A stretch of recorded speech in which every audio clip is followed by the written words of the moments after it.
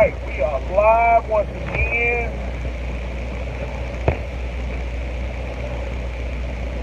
Okay, I got everything worked out. We did some updates and stuff since last time I went live. So what? Go ahead and kind of work through this. Give people update as to what's been going on. Last time we left off last month when the truck had to go to the shop to get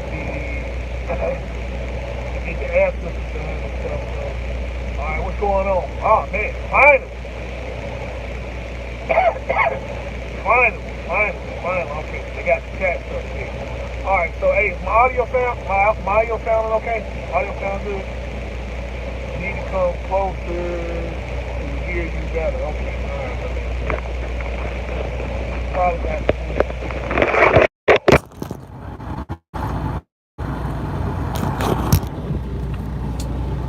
okay, here we go. Alright. I guess I could Man, I'm just screwing up. Okay, alright.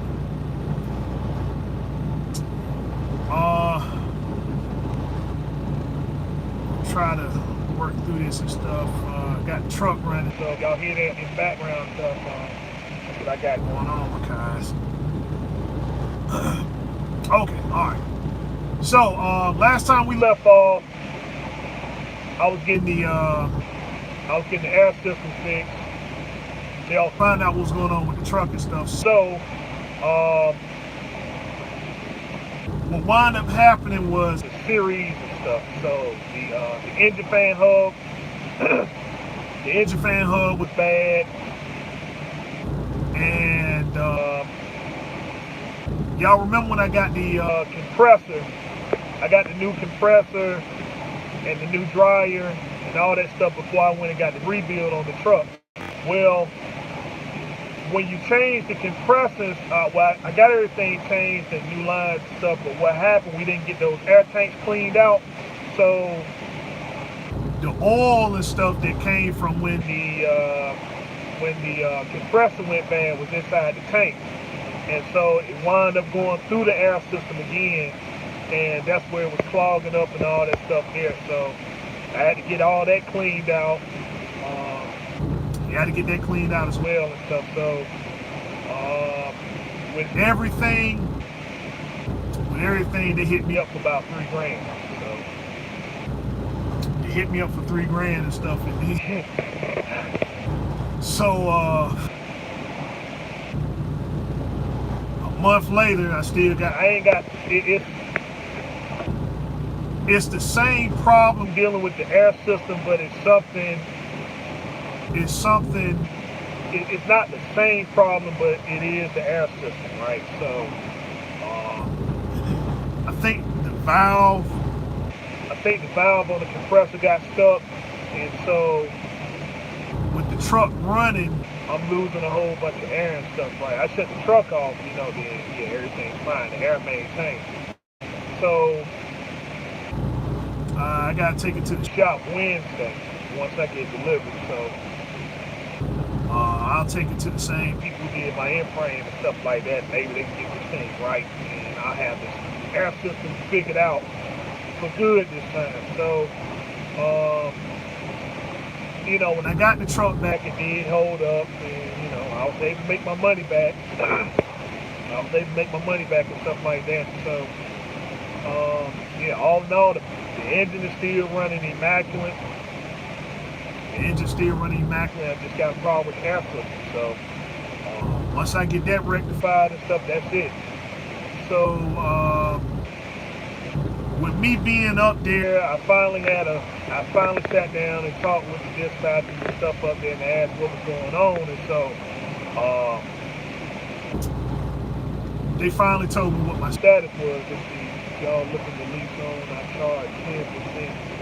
Gross and provide fuel. Okay, alright. Good deal. Okay.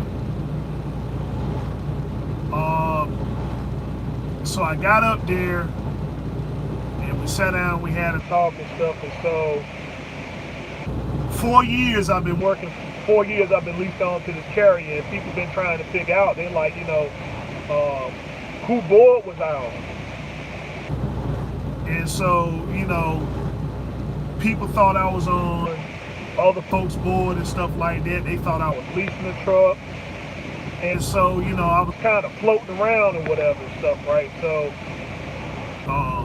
once I got situated, now I'm with one specific person and stuff, and they run me pretty consistently and stuff. So, I'm able to go by the house more. So I was able to get that arcade machine out the house. Get the arcade machine out the truck, and stop by the house, check some things out and stuff, man. So, everything is straight. Everything is straight. So now I know what I'm facing. Now I know that the money and stuff is pretty consistent. So, I go ahead and really buckle on down and get things and stuff done. So, y'all got to excuse me about my appearance and stuff like that. That's part of the the grinding process. I really ain't had time to do much of anything and stuff. I haven't showered, nothing like that. I have showered. I just haven't cut my hair and stuff like that. Of course, I shower every day. That's another thing and stuff, man. Is that this lane and stuff, man. I mean, shoot. I'm able to get 2 showers a day and stuff, man. I mean, it's incredible, but it's incredible and stuff, man. So I like this lane I'm on and stuff. I got to get this thing done with this air system, and I haven't nipped in the bud. So other than that, everything else and stuff is in place. So I'll show you guys and stuff once I get it. But since I was able to stop by the house and see things and stuff, or see things for what they are, and I'm getting through there pretty regularly now and stuff. So so you just be on the lookout and stuff for that. But the motor's running fine, truck's running fine. It's just this air system. Once I get this air system nipped in the bud, that's it. So, let's see. What else I want to talk about? Did they fix the leaks? Yeah and no. Like, the leak was coming from the engine. It was coming from the engine hub, and so it was one of those tricky things and stuff, guys. The guy that the people that did the end frame and stuff, they checked it out, they ran the truck, test drove it, everything was fine, right? So it was one of those things that it kind of went out later on and stuff, but that was one of the little that was the test and tune things that I said I wanted to work on. Getting the truck back, because I know it was going to be some small stuff that kind of went out, and I'm like, I'll just deal with it and stuff as it comes and stuff. And so that was one of those things there and stuff, right? But mainly it's just this air, man, this air system. If I can get this air system dipped in the bud, I'll be good to go, guys. The dryer was working, then it stopped working, and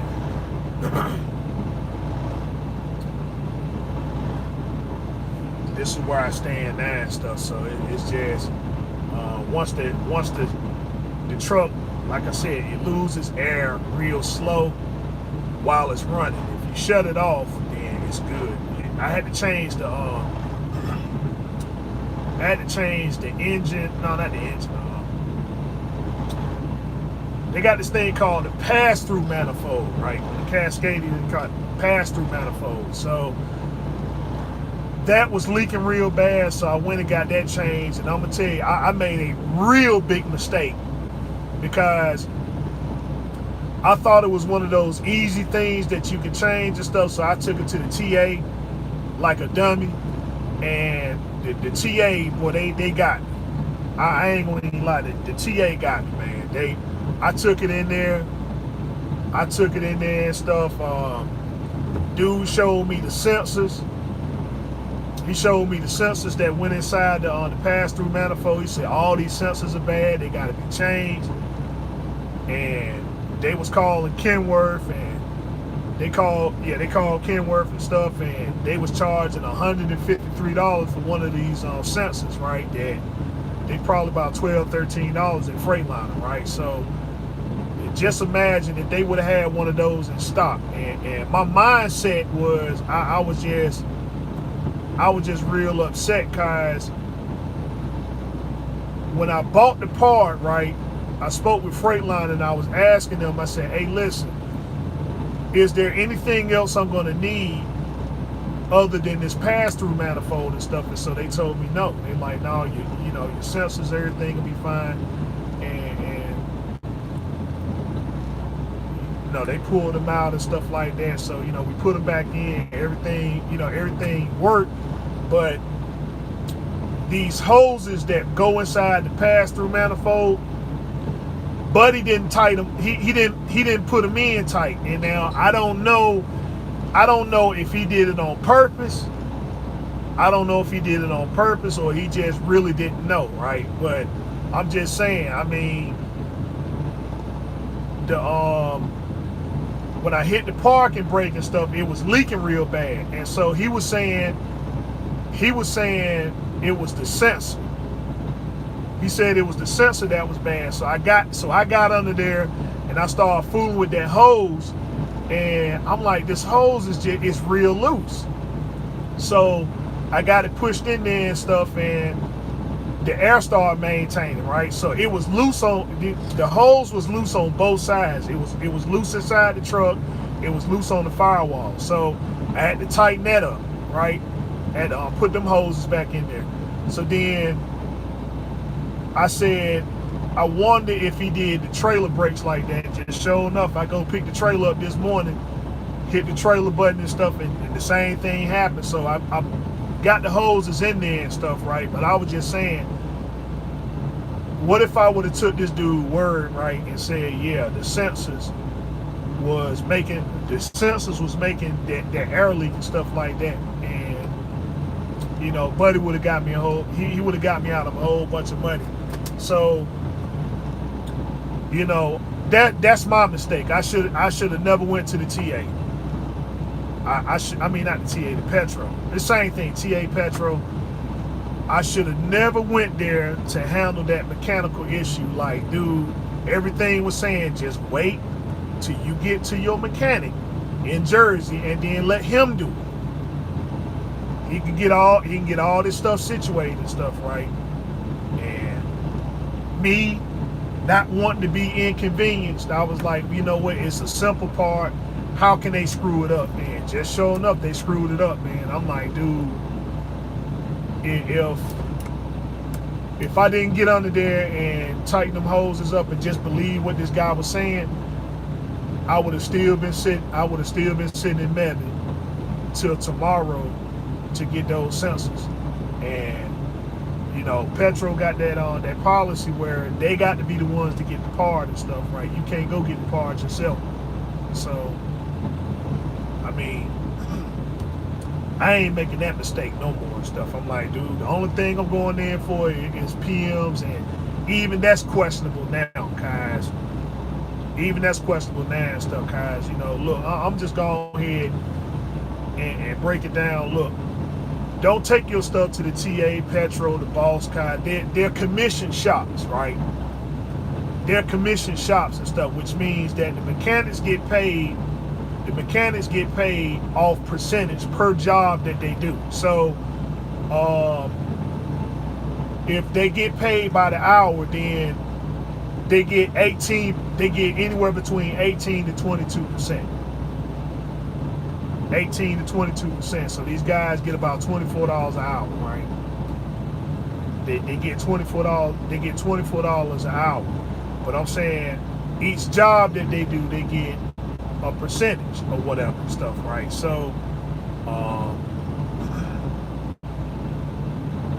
yeah. So Their job is to, when they do a repair, they have to find something else wrong. And so if it makes them unsafe, then they got to fix that thing that's unsafe too in order to do the other previous job and stuff. And so, you know, me knowing this, I shouldn't have went in there and gave them this mechanical job and stuff. So I'm saying, when you go to the TA and the Petro and the Boss and the Loves and stuff, just understand they're commission shops, right?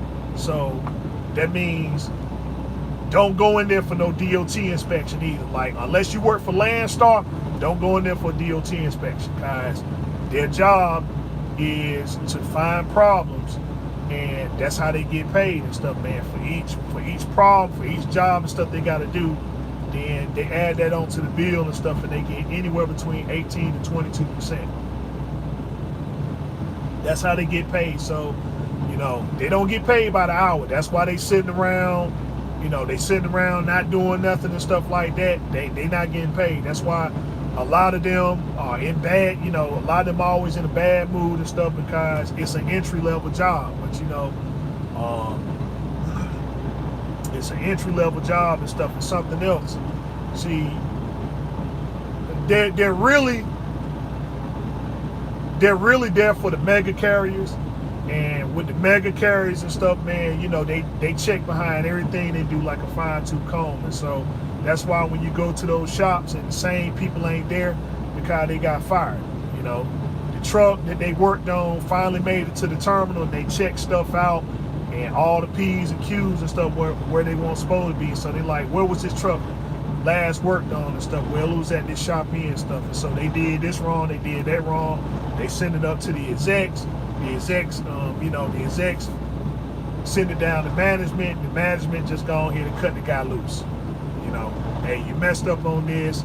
It's costing us this amount of money and stuff like that. So they go and cut him loose. But that's the thing there. It's an entry-level job. It's a real messed up job and stuff. But and it's something that, I mean, you got to get the bills paid, right? But it's a very, it's not a comfortable workplace. So you're never going to see the same guys and stuff in there. They like, look, I'd rather go to Jiffy Lube or something like that, you know. But me not wanting to be inconvenienced, and I wanted to give them a chance and stuff, and I went right in there and stuff, and I should have went with my intuition. Kind of the first thing I asked him, I said, man, hey, you did one of these before? And he told me no. When he said that, that's when I should have went on here, bagged my truck right on out there and stuff. And just like I did with the PM service, when I went to the TA in Wasset, right, to get my PM. And they pulled me in the bay, and I asked the mechanic, something was wrong with my oil pressure switch, right? Yeah, something's wrong with my oil pressure gauge. And so I finally got it working. You know, I had to tap in and stuff to get it working and stuff, man. I forgot what he said to me. I forgot what he said, but I mean, it made me feel real uncomfortable. I said, you know, hey, dude, never mind. Let me go on back on up and stuff and get on out of here. And I just waited and went to the Speed Co and got my PM service done there. I'm like, you know what? I'll just spend the extra $100 and stuff, and I can be in and out of there and stuff. But it was something he said that made me feel. It was something he said that made me feel real uncomfortable. I'm like, I don't take chances like that. You know, I try to give the TA the benefit of the doubt on some things, guys. You know,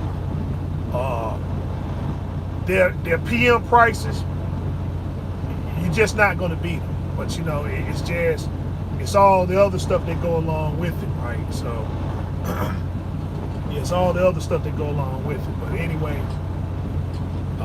when he said what he said and stuff, man, I went on here and cranked the truck up and stuff, told him, hey, look, hey, go on, get on out of here and stuff, man. I ain't feeling this. I ain't feeling it. So,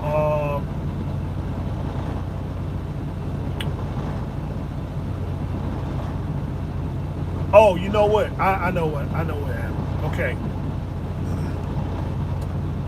I fixed the oil, I fixed the pressure gauge and stuff, right? And I told him that it was fixed.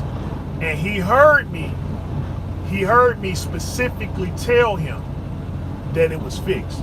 And I know he heard me. And so when he said it again, right? When he said it again and I heard it the first time and stuff, I explained to him, I said, man, yeah, it's working. And then he said it again, I'm like, nah, dude, nah, that's okay. We gonna get on out of here and stuff, guys. See, when you ain't paying attention, you know, when you ain't paying attention, if you miss that, and I know I specifically talked to you and told you that yes, the gauge is working, and you heard me. You clearly heard me. And you're gonna say the same thing to me again and stuff like, I didn't hear you the first time. I'm like, nah, that's okay. You in a bad mood and stuff like that, you don't need to take it out on my equipment. So let me roll on out of here and stuff, right? And so that's the thing there. If your energy is off, and stuff, man, I'm not rocking with you. You know what I'm saying? My thing is, you know, you're the help, and stuff, and that's what you're gonna be. I'm not gonna have businessman conversations with the help. You know what I'm saying? I'm just not doing it. I'm not saying I'm better than you. I'm just saying there's a reason why they say don't talk to the help. Why? Because they're the help. I'm not having you know, that's been my whole mantra and stuff, man. I'm not having businessman conversations with employees. And, I'm just not doing it. It's a waste of time, waste of energy. You're not gonna get anywhere. So,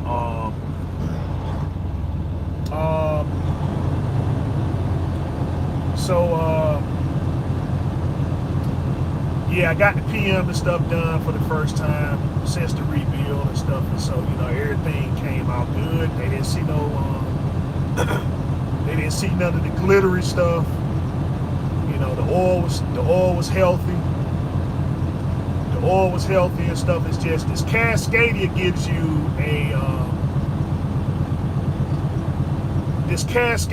it gives you a false oil read and stuff, man. You know, like you check it and then it looks like you low on oil, and so you have to give it a few minutes.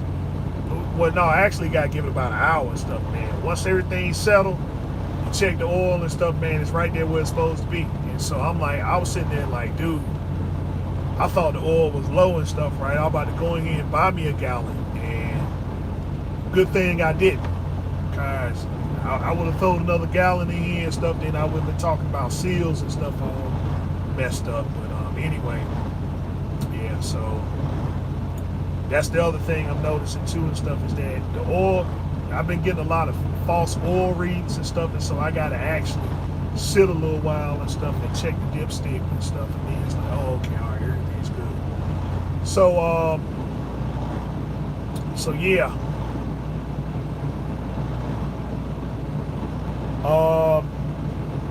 So of course, you know, y'all guys know I've been hard at work and stuff, putting some information and stuff together, so I can present a dissertation to you about what's been going on.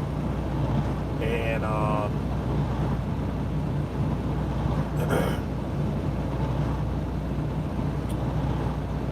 let's see. So as y'all know and stuff, as far as like, you know, the economy and everything, I'm pretty sure y'all been paying attention and stuff like that. And there was, you know, they've been speaking about the recession.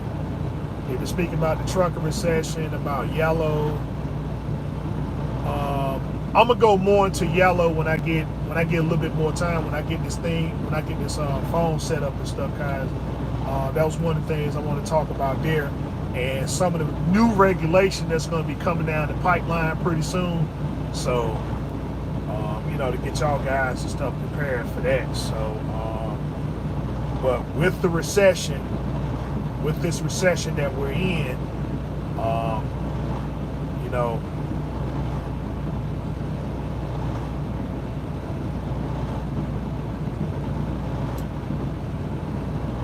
hold on, let's see. I want to show you guys.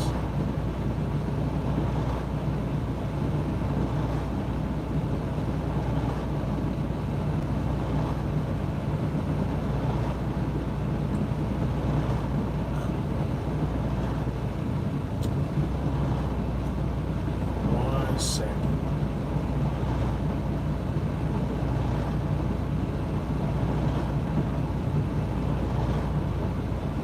Is this volume up? All right. Let's see.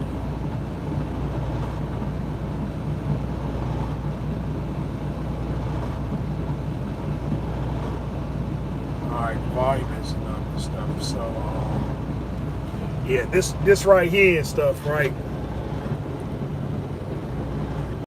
Lead automation truck manufacturer backs away. Wemo backs away from autonomous trucks. You know, show this guy right here had an accident. You know, he's driving the truck. So it's done failed.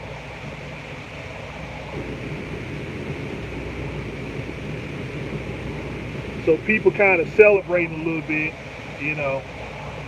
So they were the lead guys and stuff in the they were the lead guys and stuff, you know. You probably seen their cars and stuff by now and everything, but yeah, Waymo done bagged out, and let me tell you what's going on with that. Okay, so with Waymo backing off, what's happened is that with Yellow Freight going out of business, people are now trying to get him. They're now trying to get him in front of what's supposed to be, what's going to be coming and stuff shortly. All right, which is the IRS is going to be coming in and opening up people's books. Right, you know, this was the second largest truck manufacturer. They were the second largest carrier that was out there, and they went belly up and stuff like that, and you got 20,000 people out of work, right? You got 20,000 people out of work. They looking at all those incentives that they gave them, the tax incentives, the carrier incentives, those land tax incentives, going green, all those incentives and stuff that they gave them, and they didn't have nothing in play, you know, for the employees and stuff. So now everything falls back on the government, and there's nobody that they can go and get at Yellow to say, okay, this person was particularly responsible for the failing of the company. So what did you do with the money? There's nobody that it falls on and stuff, right? You know, so nobody's going to jail or prison. Nobody's going to jail or prison, you know. Nobody's going in for tax evasion, all that other stuff there. So now, with them failing, they saying, well, we now have to go into all these mega carriers and make them open up their books to see, okay, do you have all these set-asides that we gave you and stuff, right? Do you have these things in play for your employees? What's really going on with your business? So now, all the IT, all these 90 central personnel, institutions and infrastructures, now they got to kind of back off because they know that the audits and stuff are coming, and if they don't have certain things in play, right, then it's going to be a violation, and they're going to have to start paying some money. Some folk are going to have to get, you know, some names and stuff are involved in some of these projects and stuff like that. And so the government want to know where the money is. Not to say that they want it, but they're saying, do you have it to take care of your people? Because if you don't, then yeah, we're gonna go ahead and put these regulations in play and stuff, and y'all gonna have to pay us, and then we're gonna have to take care of the people. So, and with the recession that's going to be in full swing soon, it's not going to be any more playing around money. So, what you got, you're going to have to go with it right now and stuff until, you know, the economy and stuff shakes up or whatever. So, there's not going to be any more R&D there's not going to be any money for R&D right now. So, they're just going to stick with the cars. Some of the trucking companies you've seen, like Night Swift, they sitting there, they're laying off. They laying off a lot of their 90 central personnel, or they absorbing them into being dispatchers, right? So It's a lot of restructuring going on. Coyote did a bunch of layoffs, and they did a bunch of layoffs, and now they about to lay off some more and stuff. Coyote, $5.2 billion, $5.2 billion, and they don't own no trucks, no trailers. They just get freight. They just get freight from customers and stuff, and then they find trucks. They find drivers and stuff to move the loads. $5.2 billion and stuff, and they sitting there and they gotta lay off them people. And they saying there's still more layoffs to come. So right now they're just getting the non-essential people, but once they get the non-essential, then they're gonna start going towards the essential people. So that means what's gonna be coming down the pipeline and stuff. A lot of these trucking companies are going to be pushing guys and stuff to go lease. They're going to be pushing these guys to go lease and stuff, guys. Being a company driver and stuff like that, you got to have set asides in play. You got to have set asides in play, insurances and all that other stuff there. So they got these trucks, and they just going to switch them around and say, hey, listen, you either lease the truck or you're going to have to go somewhere else and work. We don't do this company driver thing here. And that's just to alleviate them from responsibility and stuff. So when those audits come, they like, hey, we're a contract carrier. We give guys the opportunity to be small business people, and, they have to, this is where the incentives and stuff are going. And right now we're taking a bunch of losses with with this lease program being the way it is, and with the freight market being the way it is and stuff, drivers aren't being they're not making the money that they need to make and stuff. So we're responsible for paying for all the money is going towards paying the bills and stuff that the drivers just aren't making, because they aren't making any money because the freight isn't moving. And so they're trying, everybody's getting ahead of it because the audits are coming, to make a long story short. So yeah, they're backing up right now because it's not going to be any kind of extra money and stuff. And so that's just that. So what does the recession mean as far as trucking? Well, like I said, they're going to be pushing, just got back from Colombia. Okay, all right. They're just going to be pushing a lot of guys to go into the lease. They're going to be leasing trucks and stuff like that. Hey, listen, go into the lease and stuff. We don't have a lot of positions for company drivers, and with the company drivers, they only going to get the best of the best. That's it. So, if you low level, low rank or whatever and stuff like that, they're going to be ones pushing you. Hey, man, listen, we lease trucks and stuff. That's about the only way you can stay here. We're trying to minimize our workforce and stuff as far as the company drivers or whatever. We'll give you plenty of work. We'll make sure that you're okay in this lease program. But man, other than that, that's it. So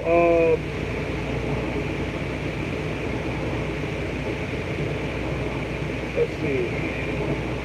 That's the short end of it. I'm gonna go more in depth with it.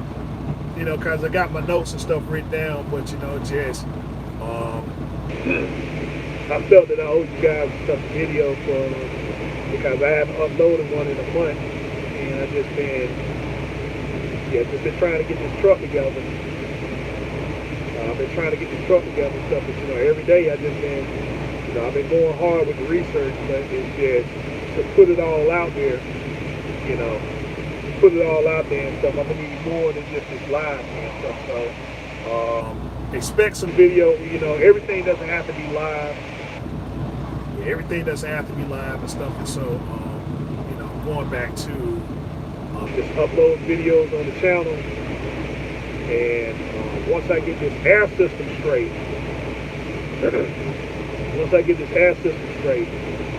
and I can go by the house and stuff a lot more now. That's been worked out. So I know I was saying this since last year. I'm also gonna let you guys know something else that happened. I talked about it. I talked about a little bit of stuff as far as my health, right? Yeah, I talked about it with, a little bit with my health and stuff. I'm gonna go more now that I know that I'm good. Now that I know that I'm good, I'm gonna tell y'all everything that's been going on with my health, and it does tie in. It does tie in and stuff to my CDL. Only a few people know. Only a very few people and stuff know, and so. But now that I know and stuff, I'm in the clear now and stuff. I'm gonna tell you everything that's been happening, and get guys and stuff, aware about, get guys and stuff aware about the health, about the health portion. And I don't know, it may shock you guys, it may shock you and stuff, it may not. I think I never really showed any signs. And stuff on videos or whatever and stuff, but yeah, I've been, I guess I never spoke about it specifically, but like I said, since I've been cleared, right, to talk about it, that, it's something that I'm gonna really go in depth and stuff about, and tell you how, how it started, how I lived with it, how it affected me, that sort of thing then stuff, right? And, the physical strain, the mental strain, that sort of thing then stuff, so, but yeah, I'm in the clear now and stuff, and I can definitely talk about it. I can go more in depth with it, so I've just been working on trying to do that presentation and stuff there. Of course, my life lessons, that's going to be coming up soon. So, got some real heavy times and stuff on that. That's non-truck related, life related. But I hope that information and stuff will be helpful too and stuff. So, I guess I've been working on those things side by side and stuff, until I got this truck and stuff until I got the truck and stuff situated. Yeah, so, yeah, got that information written down too, and yeah, that's just that and stuff. So,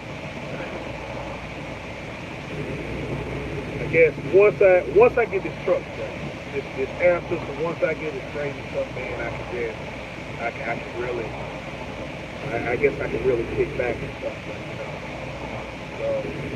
Hopefully Wednesday we'll get this whole thing rectified, and we got all the little odds and ends and stuff, fixed up. So, yeah. And then of course I got to figure out some of these features up here too. Now they got some new features, and I got to get those made and stuff figured out. But yeah, we're gonna get it all worked out. And stuff. So, yeah, I'm still here. Still in the truck, as y'all can see, still in Rooster Red, still doing what you're supposed to do. The truck is, like I said, the engine's running fine, it's just a freaking acid. Once I get that nip in the bud, then that's it. So, I'll go ahead and end on that note there and stuff. Unless y'all guys got any questions for me. Unless y'all got any questions for me and stuff. And of course, y'all still can reach out. My contact information is up here on my YouTube page. Text me first. Let me know who you are. Let me know what the subject matter is and stuff. So I can get better prepared so that when we do talk to constructive dialogue. Also, hit me up on Instagram, Rhode Island Red Rooster 22. Rhode Island Red Rooster 22 on Instagram.